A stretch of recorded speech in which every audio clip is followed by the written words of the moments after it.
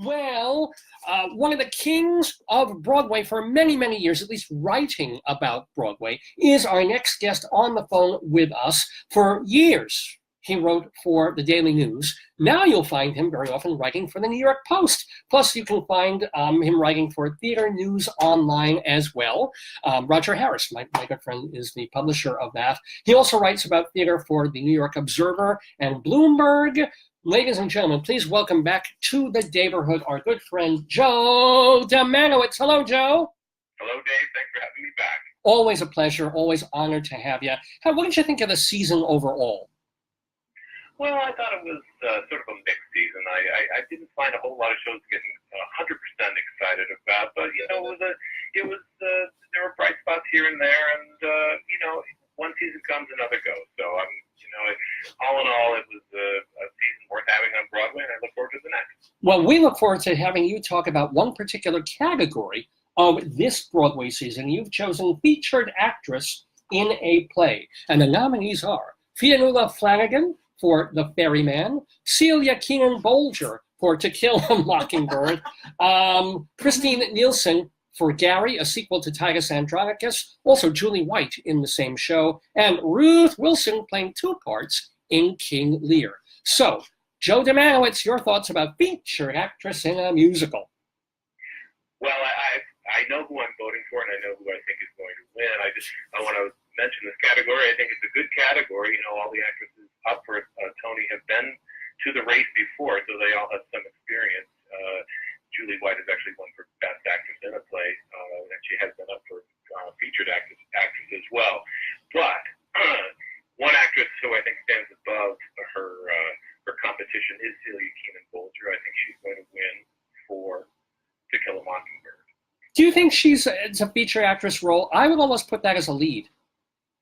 Oh, I think in the context of this play, I think it does belong to Atticus. I don't have a problem with putting her in a featured actress. She certainly is such a strong actress that the role does loom very large. But then again, that role always looms large. Scout is an essential part of that story. We see it through her eyes as well as others in this. But I don't have a problem with her being put in that category. Okay, so your thoughts on some of the, first of all, was anybody egregiously overlooked? Were there other people that you thought, if there was another slot? I don't think egregious is the right word. I look at Fionnuala Flanagan, I went back to Jez Butterworth, The Ferryman, and that role initially didn't strike me or hit me in a big way. The second time it moved larger, actually. She played Aunt Maggie, sort of gives that play, this sort of sprawling family play, sort of a mystical edge. And she spends a lot of the time sort of asleep. If I would replace anyone, it might be her. And I thought Joan Allen just brought something incredibly real to the Waverly Gallery, playing, the daughter of Elaine May, mom stricken with Alzheimer's. And I think that play does such a good job showing how, an illness in a family trickles down to every element, every person in that family. And I just thought Joan Allen, so good to see her back on Broadway in a good role. I think she's a terrific actress, and we don't see enough of her on Broadway. I really loved her performances, and I would have been happy to see her nominated. I think that the nominees in this category, Christine Nielsen, certainly her backstory to the role, how she came in and replaced Andrea Martin, heroically wrote in, did this, big part sort of at the last minute. I don't think it's a winning role necessarily for her, but she's cements her status as the queen of the double take.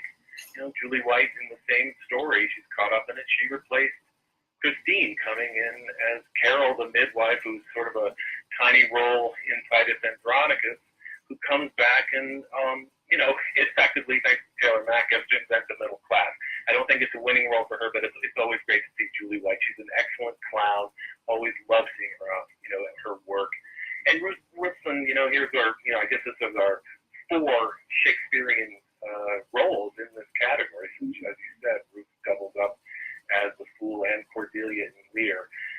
I think the compelling thing about this is that in a production of King Lear, that was supposed to be such a big deal, Glenda Jackson as Lear, and it just turned out to be, in my eyes, in many ways, sort of a disaster. The production really didn't work. I think that Ruth Wilson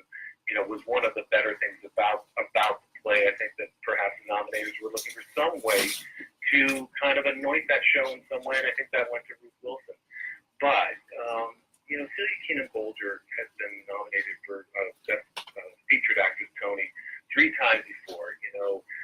Putnam County Spelling Bee, Peter and the Starcatcher, and Glass Menagerie. And the thing that all those roles, you've got a musical, you've got a classic, you've got this sort of take on Peter Pan.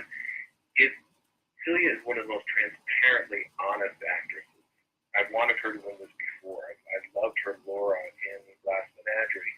And I think that's what she captures so beautifully as Scout. I hear her words, and they come early in the play and they're echoed throughout All Rise, and I think that Tony voters should rise and will rise and give Celia, this Tony. The other, interesting story about, her role in this play is that it reunites her with Bartlett Sher, who directed her in The Light in the Piazza, but ultimately replaced her with Kelly O'Hara. I think there's just something really terrific about the fact that they reunited, worked together again, and I think that she's going to be a winner that night. Now, speaking of winners, the last question that I do want to ask Joe Dziemianowicz is, on or off Broadway? If you had to pick a favorite show, especially off Broadway, because we don't really get to talk about it that much on this episode of the show, what was your favorite show? Well, it started off Broadway. It ultimately moved to Broadway. I loved What the Constitution Means to Me. I think it's the second time even more. And loved the Lehman trilogy. It was sort of a very elegant production that, I thought was beautifully told. So I thought there was, riches to be had in the theater. Well, I feel rich doing this show and talking to experts like Joe Dziemianowicz. Be sure to read him. Now, are you, forgive me for asking, but are you now the chief critic of the New York Post? Or no.